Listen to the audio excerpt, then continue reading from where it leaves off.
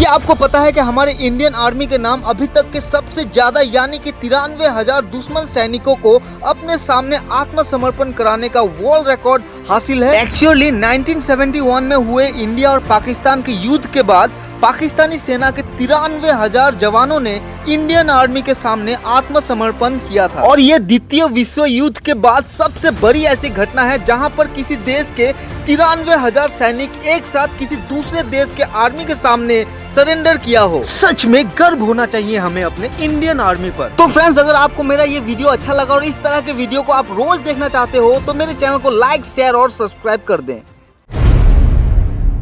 दोस्तों, अरविंद अरोड़ा सर को कौन नहीं जानता। आज उनके बारे में कुछ फैक्ट्स बताता हूँ। अरविंद अरोड़ा राजस्थान के एक छोटे से शहर सूरतगढ़ के एक मिडिल क्लास फैमिली से बिलोंग करते हैं। उनके पिताजी की एक किराने की दुकान है जहाँ पर वो रोज जाते हैं, पिताजी का हाथ बटाते हैं और वहाँ पे साफ सफाई भी करते हैं। लेकिन कहानी में ट्विस्ट तब आता है जब कुछ लोग उन्हें उनका औकात दिखाने लगे, उनको कहने लगे कि वो जिंदगी में कुछ नहीं कर सकते, आगे चलकर वो भी पिताजी की तरह किराने की दुकान ही चलाएंगे। और ये बात उनके दिल में लग गई और उन्होंने उन लोगों को अपने मेहनत से, अपने काम से जवाब देने की सोची और खूब मेहनत करने लगे। लेकिन हर बार निराशा ही हाथ लगी। वो बहुत बार गिरे, बहुत बार असफल हुए, लेकिन कभी हार नहीं मानी और आखिरकार किस्मत को उनके मेहनत के आगे झुकना ही पड़ा। और आज वो इंडिया के दूसरे सबसे बड़े इंडिविजुअल यूट्यूबर में गिने जाते हैं और इंडिया के सबसे बड़े इंडिविजुअल यूट्यूबर भुवन बाम को भी पीछे छोड़ने का दम रखते हैं। गाइस, अगर सच्चे दिल से मेहनत की जाए तो उसका फल एक न एक दिन जरूर मिलता है।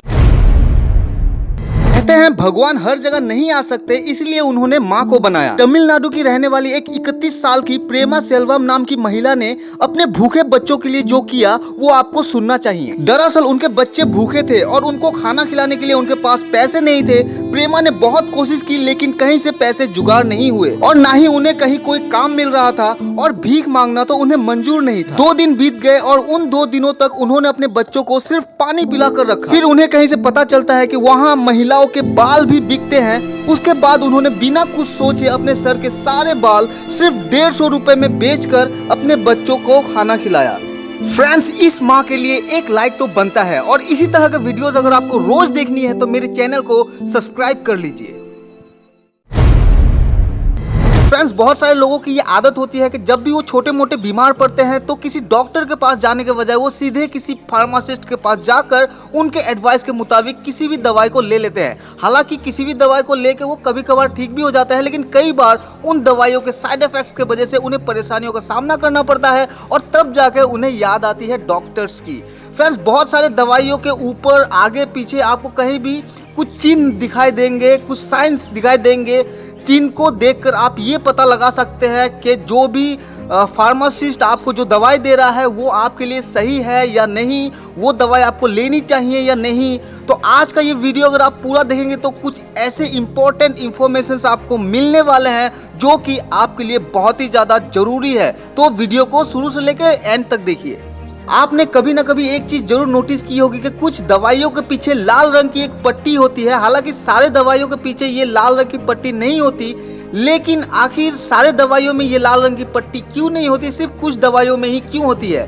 तो इसका मतलब ये है कि जिस दवाई के पीछे ये लाल रंग की पट्टी होती है उस दवाई को आप बिना डॉक्टर के प्रेस्क्रिप्शन के या फिर बिना डॉक्टर के एडवाइस के कभी ना लें। अगर कोई फार्मासिस्ट आपको ये दवाई सजेस्ट करता है अपने तरफ से और उस दवाई के पीछे ये लाल पट्टी बनी हुई है तो उस दवाई को कभी भी मत लीजिए बिना डॉक्टर के एडवाइस के। और कई बार आपको दवाइयों के नाम के ऊपर RX लिखा हुआ देखने को मिलता है। यार, लाल पट्टी के बारे में तो पता चल गया, लेकिन अब ये RX का मतलब क्या होता है? फ्रेंड्स, RX का मतलब भी सेम होता है। जिस दवाई के ऊपर RX लिखा होता है वो दवाई भी आप किसी डॉक्टर के एडवाइस ले सकते हैं। बिना प्रेस्क्रिप्शन के कोई भी फार्मासिस्ट वो दवाई किसी कस्टमर को नहीं बेच सकता। और कई बार आपको दवाइयों के ऊपर XRX लिखा हुआ भी दिख जाता है। अब XRX का मतलब क्या होता है? फ्रेंड्स, XRX का मतलब होता है जिस दवाई में XRX लिखा होता है वो दवाई कोई भी फार्मासिस्ट नहीं बेच सकता। ये बस वही बेच सकता है जिसके पास इस तरह के दवाई को बेचने का लाइसेंस होता है। इस तरह के दवाइयाँ नस्ली टाइप की होती है और बहुत ही ज़्यादा पावरफुल होती है। तो इस तरह के दवाई को बेचने के लिए स्पेशल लाइसेंस चाहिए होता है जो सारे फार्मासिस्ट के पास नहीं होता। तो यही कुछ चीजें थी जो मैंने सोचा कि आप लोगों के लिए जानना बहुत जरूरी होगा, तो मैंने वीडियो बना दिया। अगर YouTube पे मेरे वीडियो को देख रहे हैं तो प्लीज सब्सक्राइब कीजिए, और अगर Facebook पे मेरे वीडियो को देख रहे हैं तो मेरे चैनल को फॉलो कीजिए। फ्रेंड्स, आप में से कई लोग ऐसे होंगे जो अपने फिटनेस को मेंटेन करके रखने के लिए रोजाना जिम जाया करते हैं, और जाना भी चाहिए क्योंकि हेल्थ इज वेल्थ यार। लेकिन क्या आपको पता है कि आप जिस जिम में अपने फिटनेस को मेंटेन करने के लिए जाते हैं उस जिम का फुल फॉर्म आखिर क्या है? कभी जानने की कोशिश की है? तो मैं आज इस वीडियो में आपको बताने वाला हूं कि जिम का फुल फॉर्म क्या है। तो वीडियो को शुरू से लेकर अंत तक देखिए, छोटा सा वीडियो है, और मेरे चैनल को जरूर सब्सक्राइब कर लीजिए। बहुत से लोगों का कहना है कि जिम का फुल फॉर्म है जिम्नास्टिक, यानी कि जिम्नास्टिक का रूम, जिम्नास्टिक्स रूम। और बहुत से लोगों का तो ये कहना है कि जिम का फुल फॉर्म होता है ग्रो योर मसल्स। लेकिन नहीं फ्रेंड्स, ऐसा कुछ नहीं है। जिम का एक्चुअल फुल फॉर्म है gymnasium. Gymnasium is a room or building equipped for gymnastics and other physical exercise, यानी कि एक ऐसा रूम या फिर एक ऐसा बिल्डिंग जहां पर जिम्नास्टिक या फिर अदर फिजिकल एक्सरसाइज के लिए चीजें भरी पड़ी हो, और जहां पर जिम्नास्टिक्स या फिर फिजिकल एक्सरसाइज की जाती हो।